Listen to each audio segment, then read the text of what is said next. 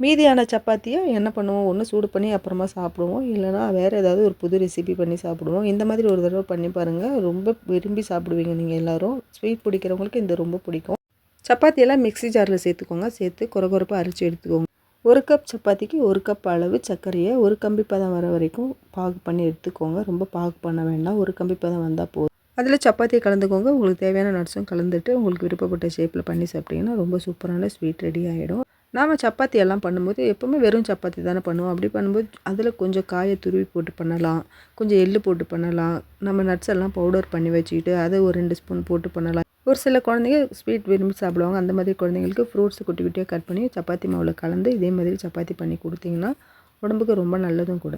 ஏதாவது ஒரு காயில் பொரியல் பண்ணியிருப்போம், அது மீதி ஆச்சுன்னா அதை இந்த மாதிரி சப்பாத்தி மாவில் வச்சு அப்படியே தேய்ச்சி சப்பாத்தியை பண்ணி சாப்பிடலாம். இல்லைனா அப்படியே ப்ரெஸ் பண்ணி எண்ணெயில் டீப் ஃப்ரை பண்ணியும் சாப்பிட்லாம். ரொம்ப நல்லா ஒரு சூப்பரான ஸ்நாக்ஸும் நமக்கு கிடைச்சிடும். ட்ரை பண்ணி பாருங்கள்.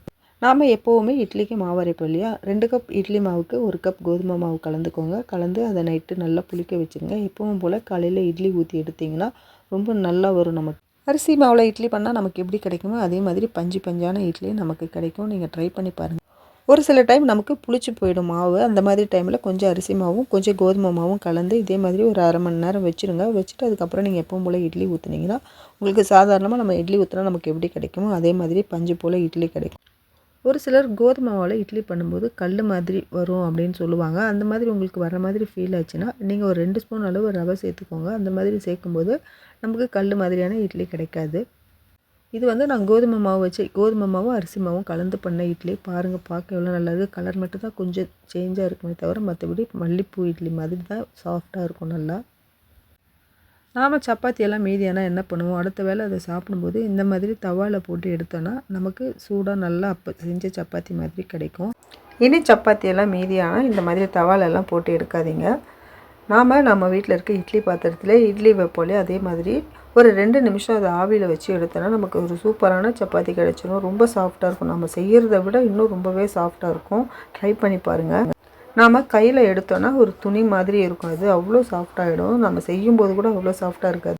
இதில் சப்பாத்தி தான் இப்படி வைக்கணும்னு இல்லை, தோசை மீதியானாலும் இதே மாதிரி நீங்கள் இட்லி பாத்திரத்தில் வச்சு எடுங்க. தோசையும் ரொம்ப சாஃப்டாகிடும். அப்போ செய்த தோசை மாதிரி இருக்கும். முன்னாடியெல்லாம் கோதுமை மாவு அரைக்கும் போது அப்படியே அரைச்சி அதை யூஸ் பண்ணிகிட்டு இருந்தோம். ஆனால் நம்ம இப்போல்லாம் அப்படி பண்ணுறது கிடையாது. நிறைய பேர் என்ன பண்ணுறோம், கொண்டைக்கடலை சேர்ப்போம், மில்லட் சேர்ப்போம்.